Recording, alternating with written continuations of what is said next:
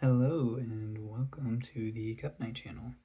Today I'm going to be doing a reading for the moon in Aquarius. That will be happening on the 25th of February at approximately 5:39 a.m. UTC, and it'll be there until the 27th around 8:46 a.m. Universal Time when it moves into Pisces.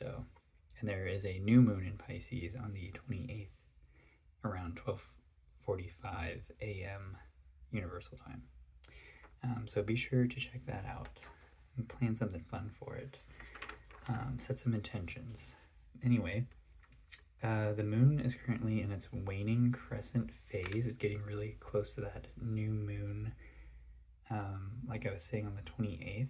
So it's a good time for letting go of things that no longer serve you. Where the light is waning, so you're getting rid of that energy, things that aren't working for you. It's a really good time for that. And with it being an Aquarius, it kind of provides this openness to transformation, some personal growth, out with the old and with the new. Aquarius is all about your hopes, wishes, dreams, the future, things like that. Also friends. So yeah, a great time to reflect, process, and prepare for the next lunar cycle. Alright, so with that being said, I'm going to return the Knight of Cups to the deck and we'll get started. So I will be doing a reading for the 12 houses of the zodiac, and I will talk about them by each quadrant. There are 4 quadrants. Each quadrant has 3 houses. The quadrants I will explain as we do them. Get one more here.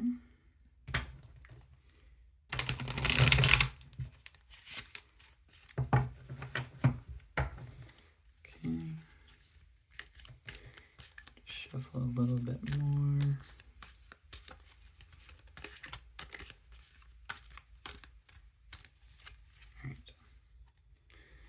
Let's see what's going on with the first 3 houses. Quadrant 1, we've got you as the 7 of Pentacles. The first house is all about the self. And then we have the Queen of Swords in the second house of possessions. That includes the gifts and talents that you possess as well as material things. And you have the Fool in your house of communication. That is like your immediate environment, people you are closest to, early education, things like that. So these 3 cards are really nice to see here for quadrant 1. I'm getting the sense that maybe you have been putting the work in on something, and it's kind of speaking to that time of reflection, like I was just saying in the beginning. The 7 of Pentacles, you can kind of see, this fox character is just chilling, relaxing in this garden that they've cultivated, looking very content, probably reflecting on everything that went into it and feeling good about it. So I love to see that. And that kind of ties into the second house here, which is all about possessions. You put in the hard work, you might get some good outcomes. And with the Queen of Swords, I would say that's definitely a good outcome. It's a intuitive, intellectual awareness of the things that are available to you, that you do have your gifts and talents even, I would say. So I love to see that. And then the third house of communication, looks like you might be starting a new journey regarding the way you relate to people, or maybe you're learning something new that you're able to use in your immediate environment. Either way, the Fool is always nice to see because it's it's the beginning of something new. And Aquarius being the 11th zodiac sign, it's kind of nearing the end of some sort of cycle. So yeah, that's pretty cool to see. All right, moving on. We'll do houses 4, 5, and 6 in quadrant 2. So 4, we've got the Knight of Cups in the house of emotions, your foundational house, the very bottom of the zodiac wheel. That's fantastic. And then you have the Emperor in the 5th house of creativity, passion, joy, also flings, romances, ruled by Leo. And look at that, you got the Lion right here as the Emperor. So that's pretty fun. All right, in the 6th house, you got the 9 of Cups. 6th house is the house of health and service to others. You can see this bear is very healthy. He's got all the honey and all the bees want some of it. Yeah, wonderful. So yeah, the great energy just keeps showing up. In your house of emotions, you've got the King of Cups. I mean, that is like, you know, he's the king of his emotions. You can see here this octopus holding up a chalice, very regal and just calm and collected, looking stylish, very secure in himself. So we know that the King of Cups is well able to handle the turbulence of emotional waters. And then in the 5th house, if you have any creative projects or anything that you're currently working on, you might be feeling really good about it, especially in this time of like winding down with the waning crescent moon. It looks like this is kind of saying like, you know, I did it and I feel really good about it. So I love to see that.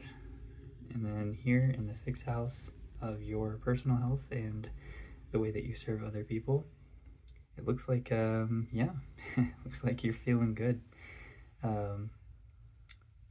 You know, you've got it. You've got everything you need to be healthy. You've got everything you need to share with others, to be of service to others. You might even be, you know, attracting more people to you because of those qualities around this time. Okay, let's move on. We got houses 7, 8, and 9 in the 3rd quadrant. So for 7, you got the 6 of Swords. Moving on to better shores, you've got the 7 of Wands in the 8th house of death and rebirth, transformation.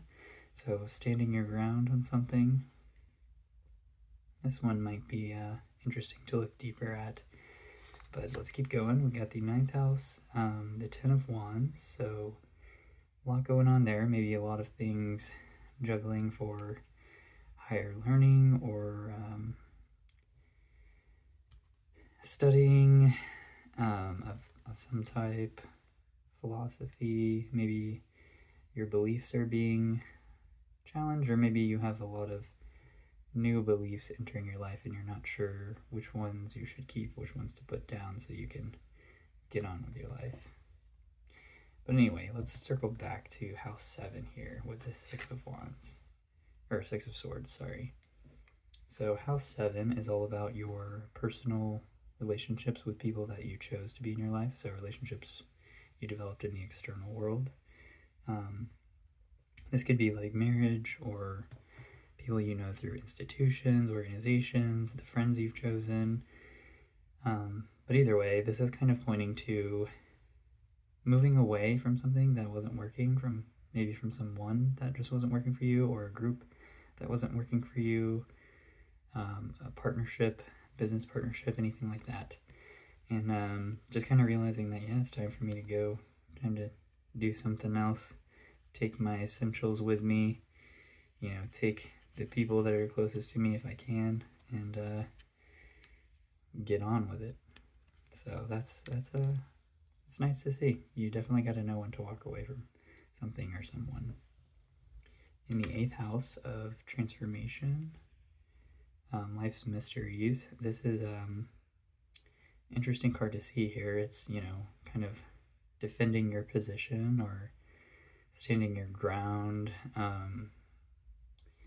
you know, fighting off something, and having it in the 8th house, might be saying that maybe you're being a little resistant to a transformation around this time, to something that is changing and you're not quite comfortable with it, and you haven't exactly accepted the circumstance. So I would keep an eye out for any kind of friction you're feeling around this time, regarding any kind of changes you may be going through, because, you can't, sometimes you just can't resist change. Sometimes you just have to give in and go with the flow, and just kind of move on to something better. Just let it happen. And then house 9. Like I was saying, I think I've pretty much covered this one fully. Something's coming to a close. It's the 10. It's the end of a cycle, the beginning of something new. Like, you're basically there. There's a lot that's been happening. And since it's in the 9th house of, philosophy, spiritual studies, even like spiritual pilgrimages, so, travel kind of related to things affecting your belief or expanding your understanding of the world through others. Maybe there's a lot going on there, and it might feel overwhelming. You can see he's not necessarily sad, but just kind of exhausted. Like, when can I put all this stuff down and start doing something else? So be wary of some feeling burnt out around this time, especially when it comes to things that affect your core values, things you believe in. Okay, so yeah, this third quadrant was a little bit more challenging. These first two were pretty flowery and feel good, but I think this is overall a good thing. It looks like there's some changes happening and something wrapping up. And with the Six of Swords, it's always, moving on to something better. So let's continue with the last quadrant, houses 10, 11, and 12.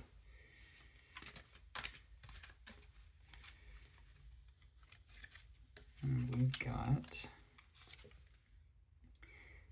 5 of Pentacles for the 10th house, 4 of Cups for the 11th house, and the Knight of Cups. Love to see that card for the 12th house. Very appropriate position for that card too. Okay, so with the 5 of Pentacles in the 10th house, this could be, it might be related to this 7th house, 6 of Swords here, moving on from something. Maybe you are moving on from some kind of like income stream, like a job or a person who kind of made you more stable. The 5 of Pentacles is kind of like the, it's lack, not having enough, or feeling like you don't have enough. Maybe you do and you just don't realize it. Kind of the hidden message of this card is that this window here represents a church, which is typically where people would go to find refuge and help back in the day. And I think that's still the case in a lot of ways even now. But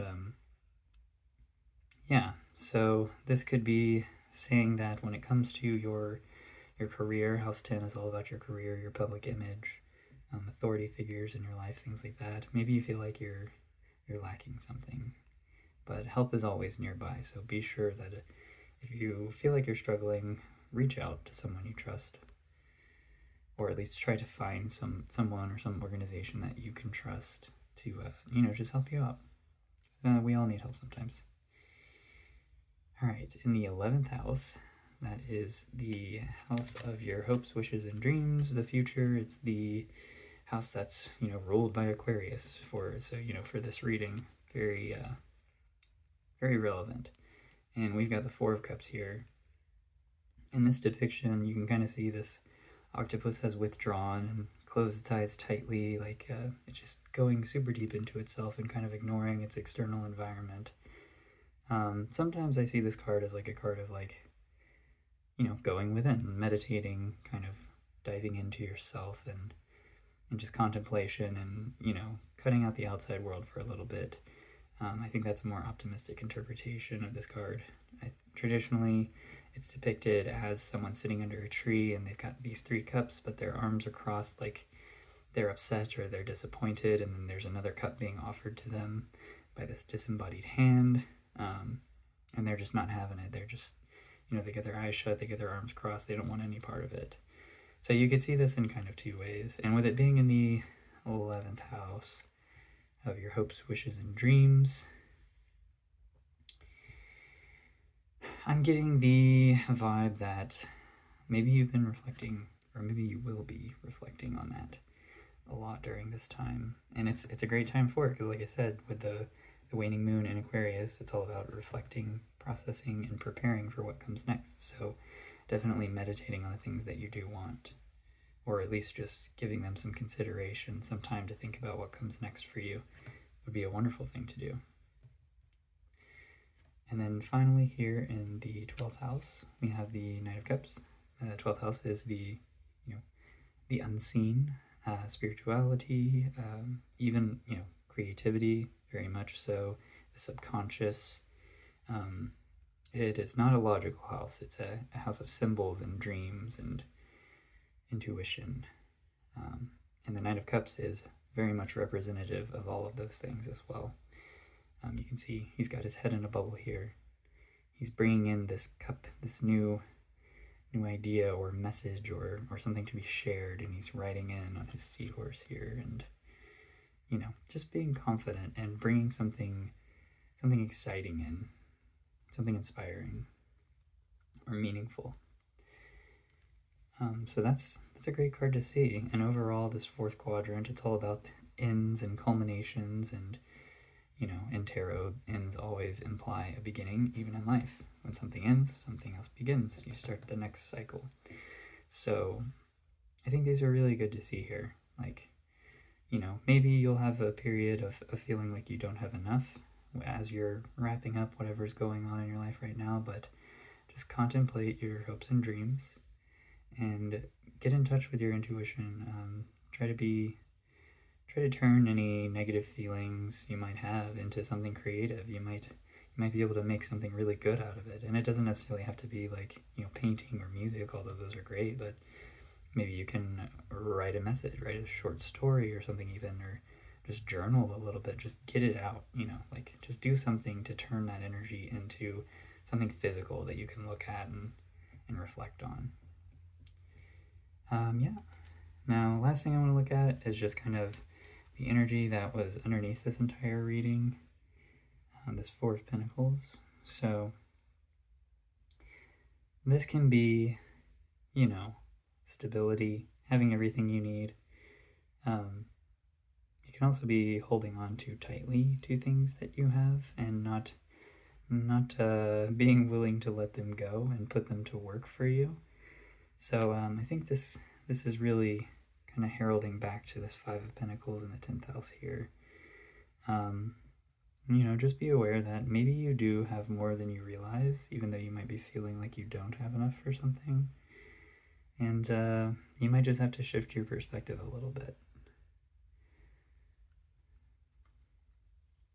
But I do like to see this because, it's always nice to see that it's kind of a reminder that, yeah, I've got the things I need.